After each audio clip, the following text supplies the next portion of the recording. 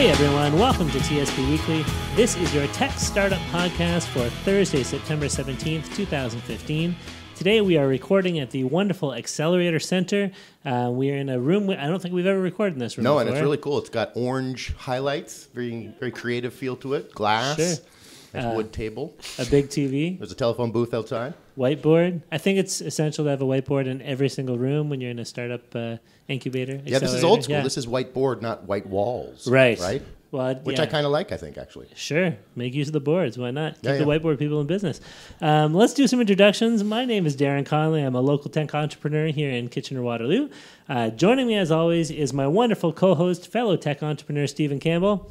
How are you doing today, Stephen? Fall is in the air, and there's a ton of leaves on my car already. Really? Yeah. It's even though so it's still warm today, though. Yeah, the trees are telling me it's almost over, buddy. Winter is coming. Got to listen to the voice of nature, man. Absolutely. Well, joining us today, we have two wonderful guests joining us from Vidya. I hope I'm pronouncing that right. Yes. I have a penchant for mispronouncing either the name of the company or the name of the guest, but I think the guest names seem pretty easy today. So joining us are Mr. John Lewis and Mr. Lucas Oldfield, both from Vidya. How are you guys doing? Great. How are you? Wonderful. Thank you. Not unwell, thank you. That's good to hear. That's George Carlin. Rest his soul. Perfect. We quote George a lot on this podcast. Yeah, he used to like to say that because it pisses people off because they have to figure it out. Not unwell. Okay, Makes everyone so you're think. okay. All right, thanks. Yeah. So listen, guys, tell us about Vidya, because when I hear the name Vidya, I think of like Video or Vidyard, which is another company in town here, and I think you guys have nothing to do with either Video or Vidyard, from what I understand, right? In terms of the latter, no. Right. In terms of video, you could say somewhat, yeah. Okay. Vidya, I mean, I get asked this all the time, like, what does that mean? Yeah. You're pronouncing it right, by the way. Okay, perfect. But, as I've said to Lucas and others, this becomes interesting party conversation. Where does that come from? Sure. It's a Sanskrit word. So basically, it's the root word for video, or, as we would use it in common terminology, as well as idea. Okay. So we thought that was probably the best way of capturing what, really our company's all about. Okay. And what is it all about? Tell us what you guys do. What don't we do? The genesis of this company was really just a bunch of ideas that I had as a grad student when I was at UBC, and it was, we were in our lab pounding out visualizations for forest management, urban planning, engineering, that sort of thing. Okay. And so the idea was, well, we're making lots of money doing this, and then some of the comments we're getting from the public is that, it'd be great if we could get our hands into these visualizations. And rather than just having something handed to us that looks canned, how about we could change around some of the stuff that we see? Okay. So back in the old days, in the previous century, that wasn't possible. Before whiteboards. That's right, before whiteboards. Right. And so when I came to Waterloo as a prof over in the School of Planning, Sure. the hardware caught up, some of the software was catching up as well, and so we decided that we were going to create such a beast. So in the last 6-7 years, we've designed software that allows people to visualize the future of their communities and interact with those visions, and then learn about what those changes will mean. Now, when you say visualize, what are people actually seeing? Like, what types of visuals are being displayed there? Is it charts and graphs? Is it 3D models of spaces? Like, Can I see the ion train speed by? You could be on the ion train if you want to. Oh, really? Interesting. Yeah. Keep talking. The ion train, by the way, is the light rail transit system planned for the local area here. For those of our many listeners who are not local to Kitchener-Waterloo. Sorry, continue, John. The basis is really to look at a 3D model, or just a walk-through representation of a place that you're familiar with. So I can put you into the city of Waterloo, or I can put you in the middle of a forest in the central interior of British Columbia. And then you can walk through it, you can make those changes, and then, yes, to respond to your other question, you can look at graphs, you can look at what we call a dashboard of different metrics, things like cost or stormwater impacts, and et cetera, and just see what your changes are going to mean for your future community. Wow. So if I was in the middle of a visualization of a forest, and you're talking about making changes, this is, I could decide I want to clear out this area of trees, or I want to change the landscaping in this particular area, and then see some sort of outcome for how that would affect the rest of the I'm just kind of spitballing how it might work here. Yeah, but something like this. Well, the forest industry would be interested. Well, if I took out that block of trees, what would my yield be? So how much timber do I get out of it? How much is that timber worth? Right. I could stand in some recreationally sensitive locations and determine whether or not I can actually see the harvest. And then you can also do things like habitat modeling, determine whether or not you're going to be impacting any sensitive wildlife species. That's what I was thinking, is virtualizing myself salmon fishing and using the dashboard to sort of see what the flow of the river was like, what nutrients are flowing by, and what's happening in the sort of the salmon world. Yeah. Interesting. So, In the urban context, we actually had it at Waterloo Open Streets, which is on King Street, and it's a great event. We were having everyone from who's 5 to 85 coming out and using our software, and the younger kids were actually saying, like, this is just a smart version of Minecraft, because essentially they had redesigned Uptown Waterloo with a lot more trees than are in the square currently, and just visualizing what they wanted for their, Uptown Waterloo. And they got rid of the bell. They removed the bell immediately. So they can go in and alter that space in Exactly. any way they want. Interesting. Is it... they said it was very Minecrafty, so I'm assuming the tools that you present to people are relatively easy for people to pick up. There's not a lot of training involved. We've spent an awful lot of time designing the interfaces so that anybody from 5 to 85 can sit down in front of our software and work with it. Interesting. Now, have you guys done any work with head-mounted displays? We hear a lot of hype right now in the tech world, at least, with the Oculus Rift and these different kind of immersive displays. Is it possible to look at some of your visualizations through an immersive, hardware? Or we have 2 head-mounted displays, and we've used those.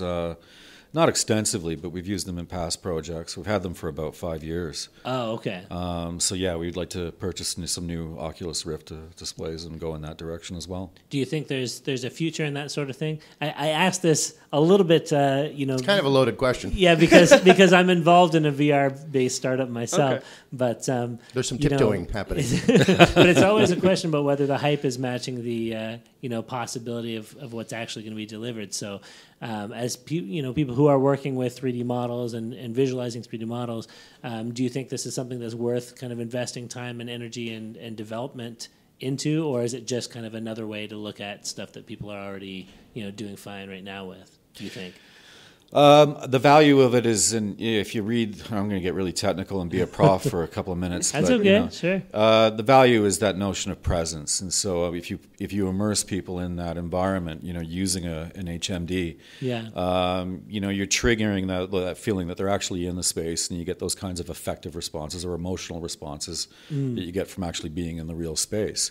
Sure. It's one thing to look at it on a flat computer monitor or stand inside of a cave, but to actually feel like your brain's being tricked into believing that it's standing inside the real environment, I think there's a huge potential for that. That's awesome. Now, do you have like 3D artists that are part of your staff that are developing the visualizations, or is it just kind of you input the data into a system and it spits out a model, or how much of it is kind of human built and how much of it is automated at this point? Well, basically the way we're set up, we do have a graphics person that's working with us, but her primary function is to design the GUIs, right, and do the user interface design. So the way we get our data into the system, into the software that we've created, it's pretty streamlined. So if you're a municipality or a developer that wants to do the 3D modeling that we're talking about, it's a fairly simple workflow, either out of CAD or ArcGIS. Okay. And then the system pretty much just takes it from there. So you would get the 3D models from your client, so to speak. The data. Right. Oh, okay. Fair enough. The CAD data. Yep. Right. And then interpret it into your own visualization. Okay. Correct. Very interesting. Is there anything you guys can do with the City of Waterloo and the Code Fest coming up and their releasing of all their sort of city open source data or data? Depending on your Star Trek fanage. We got an email actually this morning from Ryan Mounsey, I believe. Mm-hmm. And so Brenda Halloran, actually, the former mayor, brought it to our attention that we should probably get involved in Code Fest. And just this past week, we sat down with Tim Anderson, the CAO for the City of Waterloo, as well as Cam Rapp, to talk about our products. And we're discussing how we may be able to help them out. Cool. Sure. Very neat. So can you just walk us through what a basic kind of experience might be if you had a client come to you and say, I'm an urban planner. Yeah, I'm an urban planner. And we want to visualize our data. We want a way that we can interact with it. What happens? Do you say log onto our system and put in the stuff yourself, or do you guys sit down and have a beta he can try out, or a demo? Or? Absolutely. Yeah. How does it work? Well, yeah, we do have a couple of betas, and basically the software, the original version of the software is called IRIS, and it stands for Interactive Real-Time Urban Simulator. Okay. So the way we set up the system was, planners can basically work on a variety of different projects. So we have an urban design module where they can change things such as street furniture from, basically a library that we've built, or they can actually input into the library and build in their own objects. We have a right-of-way editor, so if you want to play with the ion configuration in terms of where it's going to go and how it's fitting, within the street or the street corridors, you can work with that. As well as a variety of other functions. So you can work at a much larger scale, and you can say, well, okay, I don't want to just sort of look at this neighborhood. I want to actually look at the city-wide and play with intensification, so I can, increase densities in various portions of the city and then see what that means for population, transportation, carbon emissions, that sort of thing. Cool. We've got this great contract right now with the town of Hanover where we're developing a brand new piece of software for them. We've basically just taken their geospatial data, from Grey County, built it into the system, and they're taking it out to their residents and just saying, all right, we'd like all of you people, go online or come into the town hall offices. Tell us what you like and what you don't like about the town of Hanover. Where do we need to make improvements to our built environment? What about open spaces? So it's just a great way of just sort of opening the doors in a digital way to public consultation. Yeah, absolutely. Sure. You guys mentioned Minecraft earlier. As you're talking, I'm very much thinking about Sims and SimCity. Yeah. And sort of how you were able to not only in the later stages of that video game, they made it about your house more, but at the beginning it was about the city and, getting the water in and get the electricity in and all that kind of basic infrastructure. You guys, when you started your software journey 7 years ago, did you grab any of the Minecraft stuff or use any of the SimCity stuff, or did you have to reinvent the wheel then? Well, because they did it pretty well. Yeah, obviously for video, to put their best video game character up, but you could tweak it. I thought a bit. Tell you the honest truth, when I was a grad student, and I did my master's in planning at Queen's. I guess me and my buddies would sit in front of a computer until 3-4 in the morning just playing SimCity. When we should have been writing planning theory papers, but it was way more fun. Yeah. But yeah, the paradigm that we took in the earlier days of developing our software was to use sort of a gaming approach and say, okay, well, if you can sit a kid in front of a video game, and they can just kind of pick it up like that, we want to design the interfaces and the experiences so that it's just that quick to pick up. Sure. Yeah, I think the video game industry probably is on top of the user interface side of things more than any other, section of the software development industry for sure. I wanted to ask then, so if somebody's using your system, is it an online system? Are you using it through a browser, or is it proprietary software that they would purchase and install on their computer in their office, or how do you guys get people on board? Or? Yeah. Well, I mean, it's something that you basically purchase, and you require it online. So, I mean, through our business partners, you would download it from their servers, and then, you pay us the license fee, so they put it onto their standalone workstations. But then, we're working on developing an online tool so that, for instance, if the city wants to put, a tool out there that's similar to what Hanover has, they can just put it onto their website, and then the residents of Waterloo can go online and say, all right, let's have something to say about Park X. And then the great thing about it being online is that you're accessing such a wider, more variety of people, because you're not just getting the people showing up to the town hall and wanting to participate that way. You can still have it at the town hall for residents who, don't have internet or necessarily don't feel comfortable using that, but then you can get people who are a lot younger participating, and then the quality of your data at the end of the survey or, approach or strategic plan overview is a lot better. So the online approach is very, very positive for municipalities. Is there anything security-wise, or can anybody go in and hack you guys, or can a bunch of youths go in and put Festivus poles everywhere around the city, or something like that? Well, we'd have to explore that to see what's possible. So you heard it here first, folks. I could sit down and try and rip my own application apart and see what's possible. Yes, break it. Yeah. I would figure a professional development company like this would have some level of security involved, right? Yes, of course. So you get a phone call or a notification if you have more than 3 Festivus poles within a 2-kilometer radius. I get it. The old Festivus virus. Always have to deal with that. So what would your typical customer look like then? Is it generally like municipalities? You mentioned municipalities and forestry companies. Is that like the main target market? Or right now we're going after municipalities, private land development firms, and we've actually had some uptake from the insurance industry as well. Because for them, flooding right now is a big issue. You look at overland flooding. Very few insurance companies are offering overland flooding insurance right now, so they're looking at exploring what do we get into that, what are our risks associated with that. On the land development side, we can really speed up their land development process because a lot of what they do is traditionally consult out for some of these services. That is very expensive and it takes a long time. Whereas in our application, if we can create that virtual model, we can make that process of land development a lot more efficient. And then touching on the municipalities again, really reaching out to a wider variety of people for the public consultation, and then also using some of the services from the other two as well. Is there any sort of like concerns about accuracy in predicting outcomes? I mean, people are sending you data, and I'm assuming part of that is you're saying, well, if the data you send us is accurate, you're going to have more accurate predictions. But part of it is the onus is on the system as well, right? To make those predictions. So how do you kind of deal with those kind of issues, especially if you're dealing with something that might involve, high costs or human lives in that predictive models? Well, yeah, I mean, you always, appreciate, especially when you're dealing with things like climate change, that there isn't a huge level of certainty out there about what the next 25 to 50 years is going to look like. Sure. So you present that range of uncertainty, right? So the user can then go and say, well, what's my worst case and what's my best case scenario going to look like? Right. So they can actually do their own kind of sensitivity analysis. And the same would go for any kind of costing, that's built in. So if a developer wanted to put in a project using our system, and then say, okay, now what's it going to cost us to develop this over time? We've got a net present value generator. They can look at that, and they can say, well, what if we did some sensitivity analysis, change some of our assumptions? What's that going to do? Gotcha. Okay. Interesting. Now, before we get too much deeper into our discussion here, we want to talk a little bit more about how you guys came together as a team and the early stages of Vidya, so to speak. But we're going to take a quick break for our sponsor message. So we are sponsored by Igloo Software. They make intranet software for other businesses. If you are in a business looking for a good intranet solution, then Igloo Software is definitely one of the ones that you should take a look at.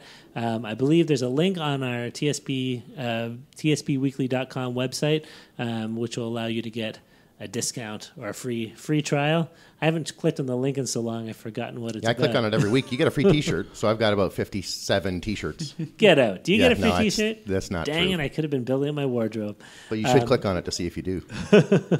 Well, let's just take a quick listen to this little spot here, and then we'll be back with more talk with Vidya. Every week we're adding 2 new people. We got all sorts of fun activities on the go.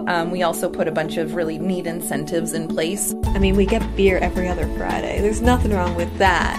At Igloo, if you have a great idea and we think it'll work, we'll run with it. Our culture is all about team. There's no hierarchy. We're very flat. And it doesn't matter that you just graduate. If you have a great idea, we're going to implement it. I tell anybody who wants to come, if you're looking for a job, don't work at Igloo. If you're looking for a career, then come to Igloo. Can't wait to get into the new spot. It's happening in October. They're on King Street. They've moved. The new Igloo office. Yep. Yes, that's right. Yeah. I'm just looking forward to snacks at the opening party. That's true. It's all about the snacks for me. I like the coffee. Yeah. Let's get back to our guests. So we are still here with Mr. John Lewis and Lucas Oldfield from Vidya, talking about visualization of all kinds of urban and rural data and things that are a little over my head for the most part, but I'm very glad that the people actually working on it are much smarter than me. I often feel that way. That's so right. you guys are in a 3-year startup program. You just got accepted to ESRI, is that right? Can you tell me a little bit about that? Am I pronouncing that right? ESRI. Well, yeah, ESRI is, I guess, the way they like to pronounce it. ESRI? ESRI. But Yeah, we're a member of the ESRI Partner Network. Okay. So it's a startup network for anybody that does any kind of geospatial work. Oh, interesting. Yeah. So it's and you guys collaborate with other members of the network? Share your stuff, or are you just... Yeah, or is it just a It's prestige? a tightly guarded secret. Fair enough. Yeah, we interact to a large extent, through the user conferences. Gotcha. Once in a while, we send the odd tweet or connect, via email to, like-minded people are out there. Sure. And the great thing about the ESRI Startup Network is the software that's provided for you. So it takes a large amount of the cost of doing the geospatial stuff that our company's all about out of it. So we're able to, really execute on what we're good at. Are there a lot of startups in that geospatial area? Or Yeah, quite a few. That's great. When I lived overseas in the Middle East, I met a guy, another Canadian, who had gone through training for. I wish I remembered the actual name of the discipline, but using satellite imagery and data to collect data about forest deforestation. Yeah, that's right. Remote Mineral sensing. content, all this kind of stuff, Yeah. which I had never even heard of that field actually until he told me he had done some courses. I don't know why he was teaching English. Maybe there weren't a lot of jobs in that field, but anyway. But does that kind of stuff tie into what you're doing as well? Are you able to tie into like satellite imagery data and use that in your system? Yeah, to some extent. Some of the base models, the terrain models that we use have aerial photography layered on top of it. Gotcha. So you get orthophotos just to kind of texturize the landscape, that sort of thing. For building height models, for buildings and trees and various other things, we'll often get from our clients LiDAR data. Interesting. Well, listen, let's talk a little bit about the genesis of Vidya. You gave us a very general overview of back in the previous century, how the idea was sparked for this. So how long has Vidya kind of been in development, or how long has the company been around for officially? Officially, February of this year. Oh, wow. That's relatively recent. Yes. Fair enough. And did you start developing the software just in February, or had it been going on before that? No, the software was something that I had developed through federal research grants. Oh, I see. Pretty much in my capacity as a professor to do research, geospatial research, do some geodesign stuff, with communities, that sort of thing. And then about a year ago, we had a couple of meetings with some representatives from ESRI, and they said, "Oh, wow, you better go talk to some of the higher-ups, in the head office." And so we met with a group of directors as well as the president, Alec Miller, and showed what we were up to, and they were just they were very interested. Sure.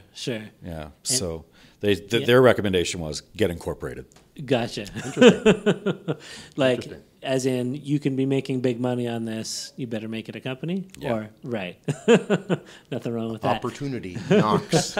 So did you start assembling the rest of the Vidya team at that point, or did you have people kind of on board with you already at that point in the development process? Kind of. I had a couple of grad students working with me. One, very key grad student who's now a prof at UNBC. Okay. So he's left the team. The coders were primarily co-op students, and that was a bit of a problem. Having coding staff on for 4-month rotations just doesn't work. No, it wouldn't. So then we assembled the team. So it's basically me, Lucas, came on, for business development, Anna Guess, who's working full-time with us on the graphic side of things, Mark Mutri, who's now our geospatial engineer.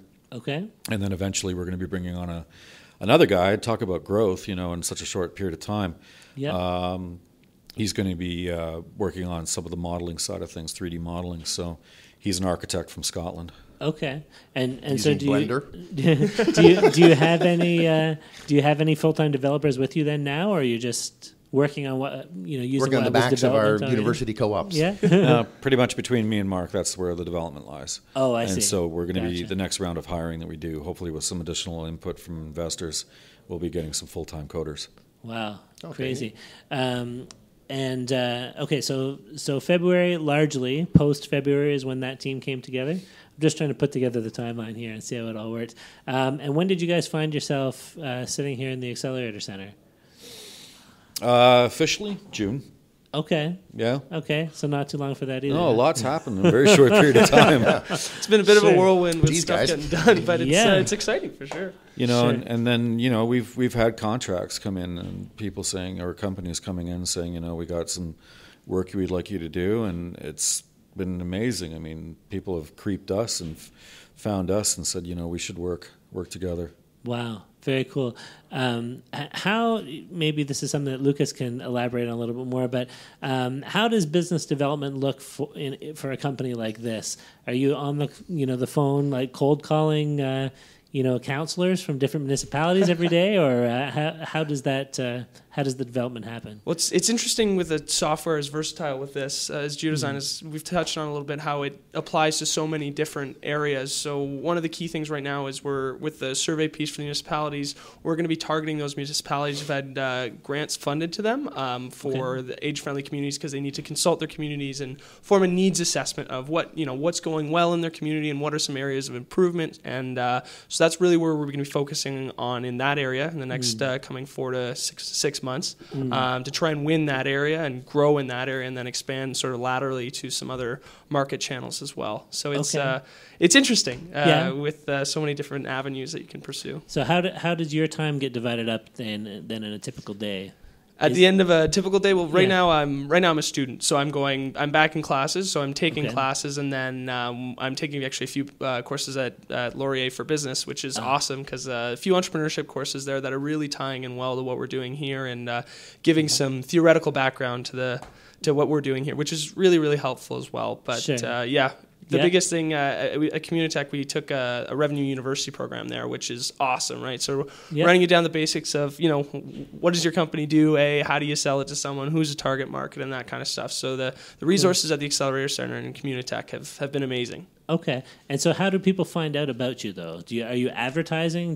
Is it social media? We got 150 followers on Twitter in the last 2 weeks, so I figured out how to use that a little bit more. I think it took me about 4 years to get that movie, but all right. Fair but enough. Our website, Anna is the other one of the co-founders, and she's done an amazing job on the website. So John mentioned earlier that people are actually finding us, and through some of John's work as well as a professor, getting the name out there has been awesome help as well. Sure. What's the sales cycle look like for you? Is it a long one, or are you having to do a lot of education and explanation? Or it's tough because the concept of geodesign is fairly new. Right. So when you're saying to someone, we can create a living model and you can make these changes, it's a lot of, what are our data requirements and what do we have, what is our data that we have? Because that's the biggest question, especially for a lot of tech startups in here that do a lot of data stuff is if it's not there, it's pretty hard to continue and you have to do some workarounds. So identifying the data needs and assessments is a big part, and explaining what we do. A lot of people are seeing the value right away,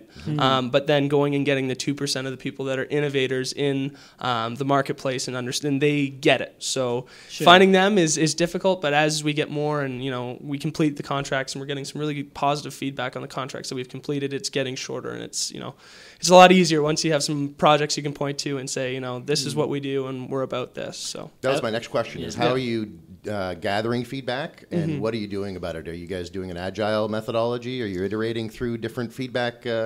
Is this version 4, or how are you guys dealing with John that? has actually done a lot of the user testing of the software, so I can let you talk about that stage. We're back to the Festivus polls again? Yeah, exactly. No, in terms of collecting feedback, I mean, we, as we work with our client to develop some of our solutions, we're constantly going out to them, showing them, the product development, as it's being worked through, getting them to, have input, into what they want, to get out of our system. We're with them, when they roll it out for the very first time. So in the case of Hanover, we're going to be, working with them at the focus groups, and we're going to be conducting some surveys. Out of the Holiday Inn Hanover? Something like that. I don't know. Or out of the pool. I don't know if there is a Holiday Inn in Hanover. Yeah. Cool. Yeah, no, sorry. I just wanted to ask too. For a lot of startups, the typical startup usually, they build a product, and then their next question is, how do we get people to find out about this thing? Yep. Now, in your situation, John, with your role at the university as a professor there, I would assume there's the level of prestige and recognition that goes along with that position that would hopefully overcome some of those problems of nobody knows who we are that a lot of other startups have. Have you found that that position has been able to propel things forward a lot more with Vidya than might otherwise be the case?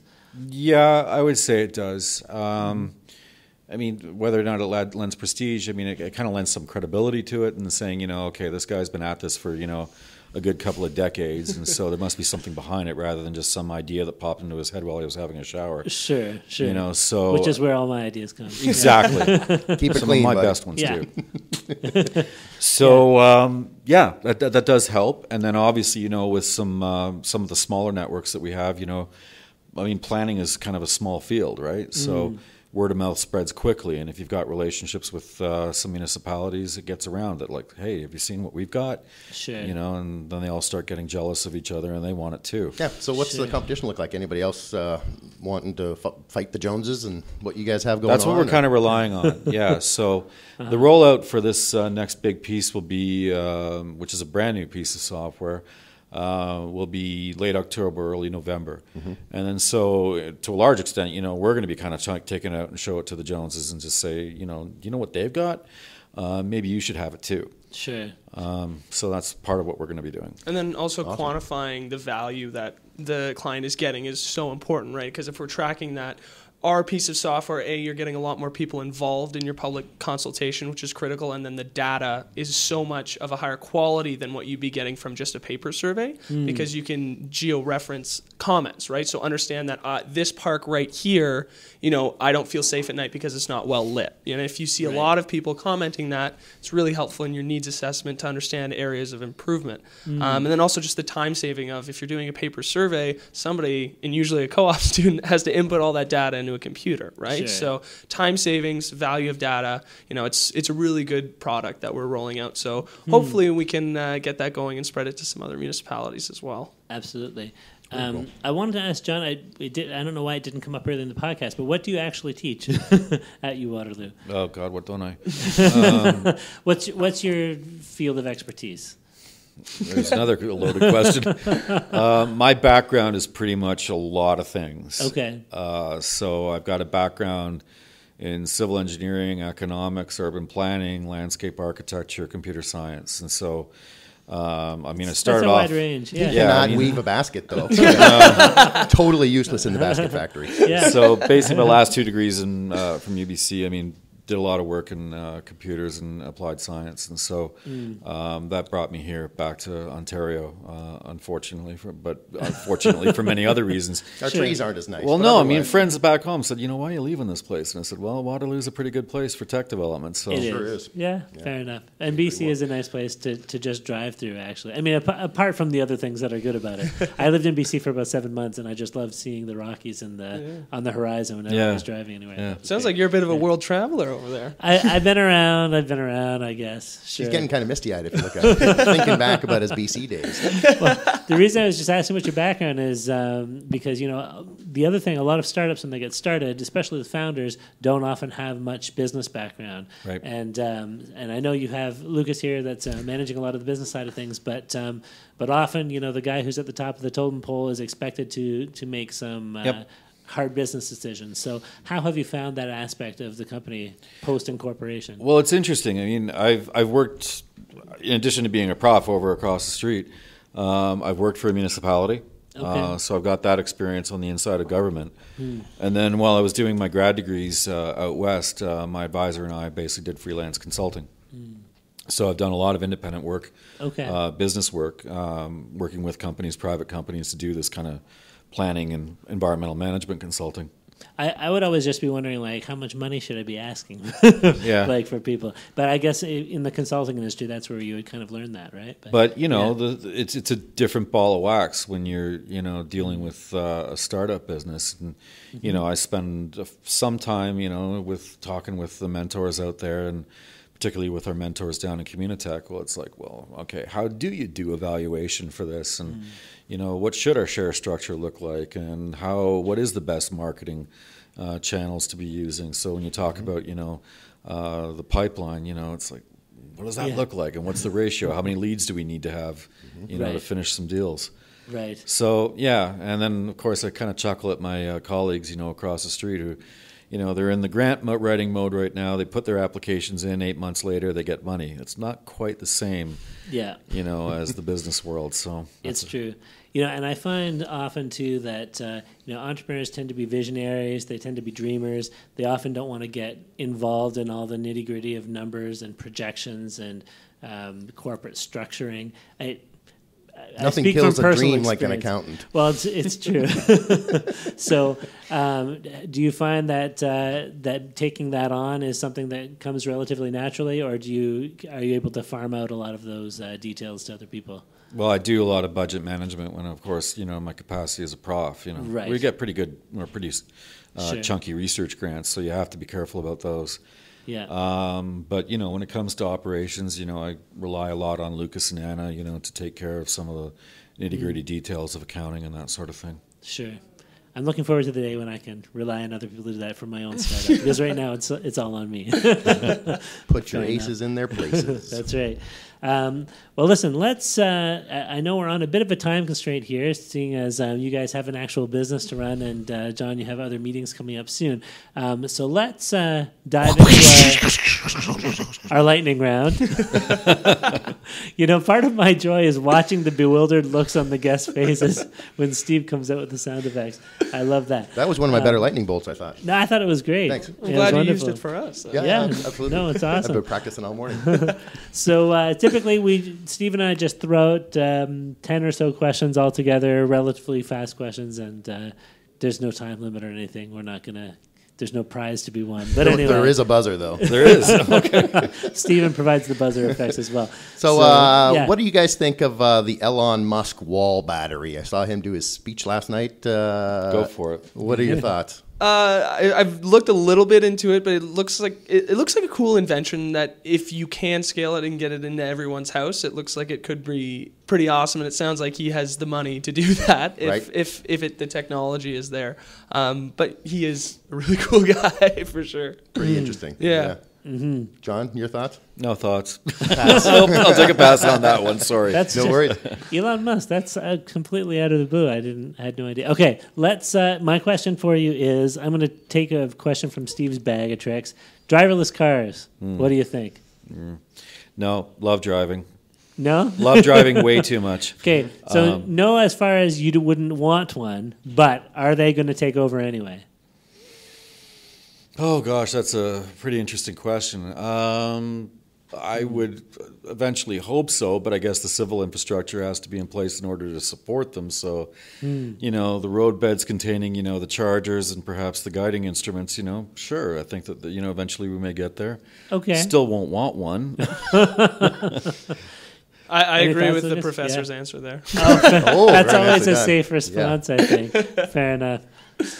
What's one thing you guys got wrong on your journey? Did you make any pivots? Did you make any assumptions like, okay, this is the way that's going to be, and then get some feedback that, oh, you know what, we... Hell yeah. Yeah. So let's give us one of those. I can give one for me. I thought it was going to be a fairly linear process in terms of, all right, you just do this, then you do this, then you do this, then you do this. Yeah. But in reality, it's the crazy lines going everywhere of everyone's learning and, you're relying on your mentors and constantly reflecting and improving on that kind of stuff. So it's by no means is it linear, but there are milestones for sure. So. The waterfall methodology is not in play, eh? No, so that was the one thing in my head that I for sure got wrong, but learn and move on. Yeah. Any ideas, John? Well, I guess I was suffering from the old professor's mentality again. You kind of put the idea out and somebody says, yeah, here's some money. So, go hat in hand, to a big company and say, I got this really kicking, product and now write me a check. Right. Not doesn't always not quite, no. Yeah. Fair enough. My question is, what thought makes you excited to jump out of bed in the morning? Driving. No. Being able to drive. What gets me hyped? Yeah, I guess it's just that idea that, around the next corner, we're working on something great. We've got this thing that's in the mill that's going to be absolutely amazing. And getting up and out of bed, in the morning is driven by the idea that we're going to just get this out on the market, and we're going to, hopefully gather up more clients, who want to use this. Sure. I love the creative side of what we do. And that's the huge difference, again, between what I'm doing now and academia. Right. Gotcha. What's the please. Actually, I was just going to say the one problem that's constantly talked about in urban planning is public consultation, and what does it mean? And people come out and they're mad, and we can't talk to enough people. But for me, what we're working on right now, what gets me up is how it's kind of a solution to that problem. How you can still have those people who are angry about this, but they now have a medium to say here I'm angry, this is why, ... But then you also can have people saying Waterloo's awesome, I like this, this, and this, right? So just kind of fixing that problem a little bit and just engaging a larger amount of people is why I'm getting out of bed right now. And also class, I guess. There's always class. Yeah.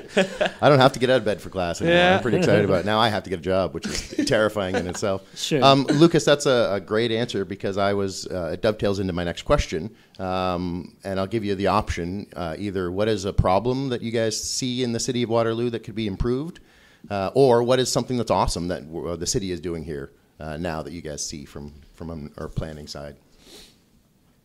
For me, I mean, I like how the uptown core is kind of developing, the intensification that's going on there. That's my inner planning nerd talking. But I like how there are more places to go and more, being 20, I like how there's more cool bars now when you go uptown, right? So they're really making an effort to try and make that space unique, give it a sense of place so that people have a reason to go there. So I like that. So they're doing a good job. They're doing a good job of that, in my opinion. It's slow, but anything infrastructure related obviously is slow and also incredibly expensive. John, any opportunities for improvement that you can see? I think every city has opportunities for improvement. And as Lucas alluded to earlier, I mean, one of the applications of what we're doing is age-friendly planning. We got a changing demography. I mean, our populations are getting older. We got to start asking hard questions about things like, open spaces, public buildings, how accessible they are. Sure. And, whether or not our residents, feel like they're part of the community. Are they participating? Do they feel engaged? So, one problem that all Ontario communities are going to have to grapple with over the short term is to get themselves accessible for everybody who's got any kind of impairment, cognitive, physical, or sensory, by the year 2025. Right. So there's a hard deadline on that.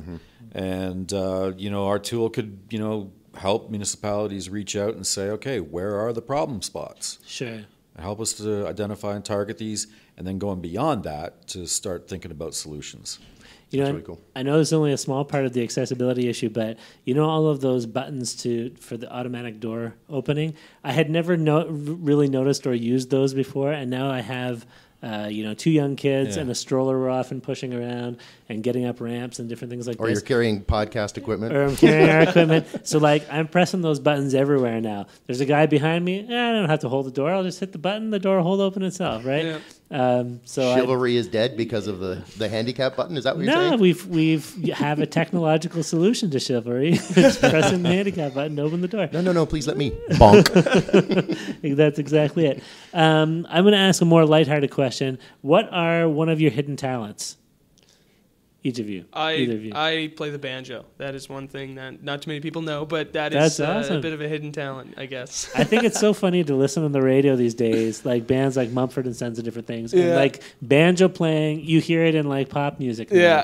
Back in the 80s, people would have been like, why are we sounding like hillbillies on the radio? But now, it's suddenly cool. Yeah. Sorry, John, any hidden talents? I write poetry. Really? No, I don't. I was about to ask you to tell us one. I thought we were one haiku away from a perfect ending. Yeah. No, what I like to do, I love to cook. And so, that's, again, I like to be creative and I like to experiment with shit. So, can I say that? No, it's all good. Do you have a dish that's your signature Yeah, what are you searching on Yummer for? A little dish I love to make is bouillabaisse. Oh, okay. A fish sauce. Fish stew. Soup. Yeah, that kind of thing. So, I like to experiment with it and just try up different concoctions and So, yeah. I just like saying bouillabaisse. I think it sounds fancy. Cool. I think it's your turn. Are you done? Yeah? Give me some advice. Give you advice. Darren and I. What advice would you give to us as young entrepreneurs? I think you should get more sleep. That was my big one. You said you went to bed at 5:30 before we joined these things. Well, I didn't say when I got up. That's very good advice for Stephen, actually. Yeah. It is. So what advice would you give to two guys that are starting a podcast? Go for it. Form strong networks. That's one thing we're focusing on right now in my entrepreneurship course at Laurier. Is the stronger your network is, the more you're going to get out through the word of mouth, which gives you the credibility, right? So if you're having your people from your podcast, which are having as much fun as we are, we're going to tell other startups, right? And that's kind of how actually we met. Going back, so for me, just form strong networks and do a good job. So you guys are doing awesome at that. You got nothing to worry about. Thank you. Thank you. That's good advice, actually, for any startup, I think. Like, the more you network, the more opportunities are going to come your way, right? So, yeah, it's hard to build it, and they will come. Yes. Yeah. What about you, John? Anything, any burning issues you need to let us know about? Burning issues? God. Let's see now. I guess if I was talking to you guys or, another startup, let's say, was coming out of the school, I just basically say, keep the passion at the forefront. Just don't forget exactly what it is that you're doing and why you're doing it. So yeah, you're right. As the head of the company, you can get bogged down in lots of minutia, whether it's the accounting or whether it's chasing the next client. But just remember exactly fundamentally what it is that you're after and why you got into this in the first place. Awesome. My final question for you is: you guys have, let's say, you have down the road your $1 billion buyout by some big corporation. Really? Potentially. What is the first purchase you're going to make once you get your share of that check? I'm gonna buy a 4-door Jeep. Don't throw the banjo right in the back. That's my goal. If I can have my 4-door Jeep, that's all I want. Perfect. I was gonna say a Wrangler too, but probably new fishing gear. I don't know. All right, fair enough. And then our bonus question we love to throw in at the end: toilet paper, fold or scrunch?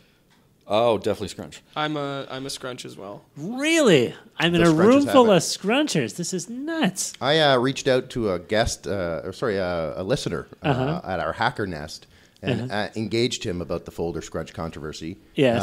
And asked him, is that a good question to ask? And he didn't answer that question. He went right into why he was a folder. Really? So that answered my question for me. Folders are very passionate about their we talked choices. about how you wipe your ass for a good 7 minutes. Excellent. It's wonderful. It's good to know it's helping in the networking. Building strong efforts. networks. Yeah. Getting the word it's a huge target market. Yeah, absolutely. Well, listen, on that note, I think we should wrap things up here, guys. Really quick. Scrunch things up? Well, or fold things up. Before I do the wrap-up spiel, where can we find you guys? Do you have an online website or some social media links that we can track your development You with? can find us at www.vidyaconsulting.com. Okay. And then also on social media, Vidya Consulting.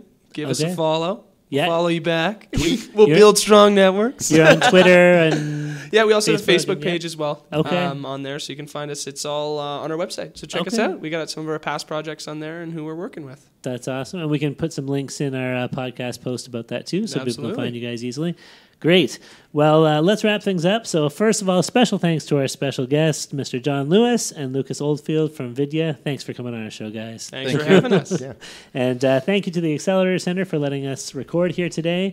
And thank you to you, our listeners, for joining us on another episode of TSP Weekly. Please feel free to send us your comments, questions, criticisms, or feedback. Our email address is feedback@tspweekly.com, or you can send us a message on Twitter.